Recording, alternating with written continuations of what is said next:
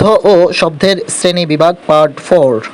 অর্থ অনুসারে শব্দ তিন প্রকার: যৌগিক, রূঢ়ি এবং যৌগরূঢ়। রূঢ়ি শব্দ প্রত্যয় বা উপসর্গ যুগে গঠিত শব্দ যার ব্যুৎপত্তিগত অর্থ ও প্রচলিত অর্থ আলাদা, এমন শব্দ হলো রূঢ়ি শব্দ। খবিস শব্দটি ফার্সি শব্দ। জামদানি শব্দটি ফার্সি শব্দ।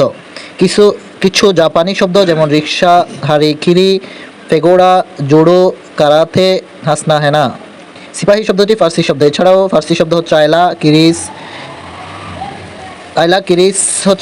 আইলা এবং কিরিস হলো মালয় শব্দ। কয়েকটি গুজরাটি শব্দ যেমন খদ্দর, হরতাল, জয়ন্তী। রূঢ়ি শব্দের মধ্যে কিছু রূঢ়ি শব্দ যেমন বাঁশি, তৈল, প্রবীণ, হস্তি, সন্দেশ, পাঞ্জাবি, হরিণ, গবেষণা, জ্যাঠামি। যোগরূঢ় শব্দ কয়েকটি যোগরূঢ় শব্দ হলো ঘোড়া, তুরঙ্গম, জলধি, সুধয়, রাজপুত্র বা রাজপুত, মহাযাত্রা, অসুখ, সরোজ।